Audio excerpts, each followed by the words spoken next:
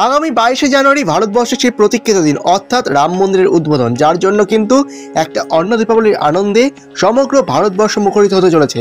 নানা মানুষ তার নানা রকম প্রতিভার মাধ্যমে এই রাম মন্দিরের দিনটিকে আরও সুন্দরভাবে প্রতিভাবান সেই মানুষজনেরা অন্যরকমভাবে কিন্তু উদযাপন করার চেষ্টা করছে।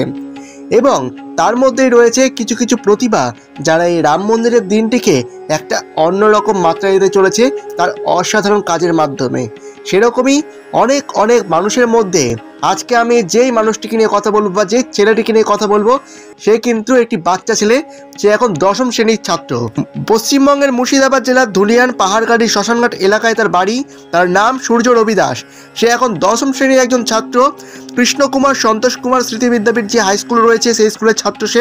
সে কার্ডবোর্ড কেটে কেটে এবং আটা দিয়ে এত সুন্দর একটি রাম মন্দিরের মিনিয়েচার বানিয়েছে, যেটা দেখার পর কিন্তু নেট দুনিয়ায় ভাইরাল হয়ে গেছে রীতিমতো।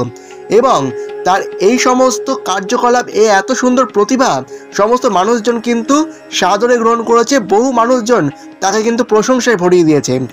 এই ছেলেটির নাম কি, এই ছেলেটি কোথায় বাড়ি, সেই মানুষজন কিন্তু সেটা জানানোর জন্য কিন্তু অধীর আগ্রহে অপেক্ষা করেছিল এবং তার কাজের দেখার জন্য এবং আরও কাজ দেখার জন্য কিন্তু মানুষ অপেক্ষা করেছিল।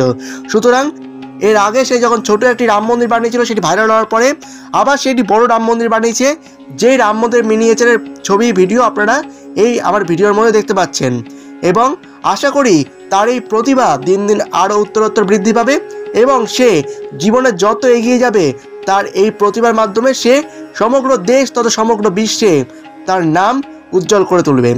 এবং তার এই অসাধারণ প্রতিভার মাধ্যমে রাম মন্দিরের যে আগামী যে উদ্বোধন মুহূর্ত, সেই উদ্বোধন মুহূর্ত যেন আরও সুন্দরতা, আরও সৌন্দর্য লাভ করলো। এবং আশা করি সে এইভাবেই তার কাজকে এগিয়ে নিয়ে চলবে। সুতরাং আজকের মতো ধন্যবাদ।